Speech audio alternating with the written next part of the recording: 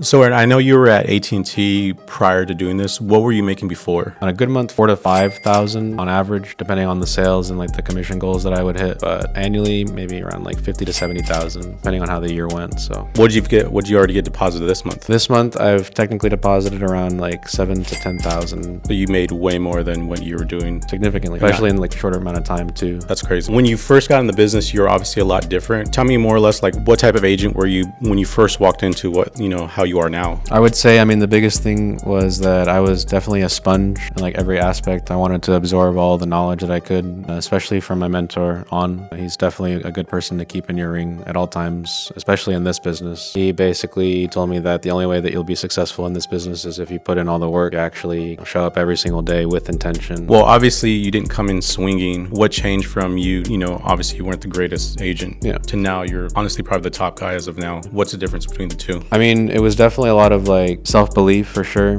Like really understanding that my job is like a life insurance agent. So Aaron, obviously when you came into the business, you weren't the same agent that you are now. You probably the one of the worst. Yes. To speak with humility, but now you're at the top. What's the difference between then and now? I would definitely say it's a lot of self-belief for one. I really didn't believe in myself at the time when I first started out. I was struggling a lot to really try to get the picture across to the clients over the phone, and I just didn't really know what to do. It took me months to really actually get something down and fully develop the skill that I have now and that I can use every day. It's definitely a lot of like trial and error for sure, but I think the one thing that really changed it for me was the fact that I surrounded myself with people that are winners, focus on God and put him first in every single aspect. And so I basically did the same exact, copied and pasted that same process. What would you say for agents that aren't having such a great start like you did? What's your recommendation? Because obviously you stuck it through. I think it was get to the point where you almost didn't make it in this business. Correct. I was pretty much at the point to where I was close to falling out, having to leave the business to, pursue something else for income. But I think that moment where I would truly actually hit rock bottom was when I realized that I don't have to rely on anything else but myself to be able to achieve the goals that I want to achieve. End goal is supporting my family and making sure that they're,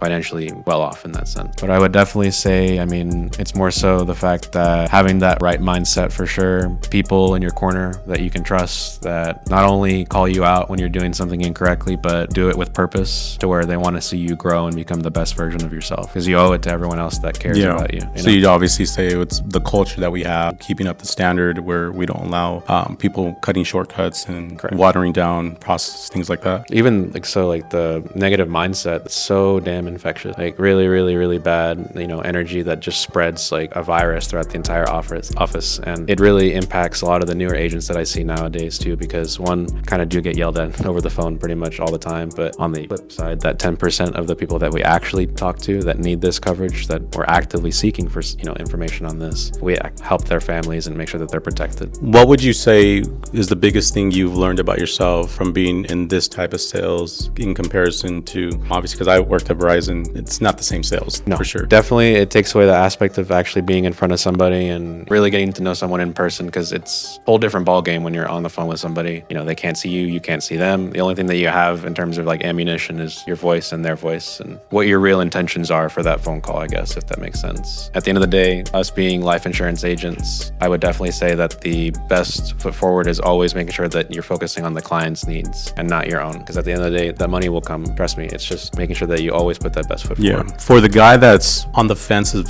joining and that's broke or, not sure if this is a legitimate way of making an income, what would you tell them if you looked at them directly in the camera? I would definitely say the best thing you can do is always invest in yourself. It's a gamble that you pretty much will never lose. The moment that you start betting on yourself and really believing that you can do anything that you put your mind to is the moment that you start to see the real change in your life. And it also will impact the people around you too.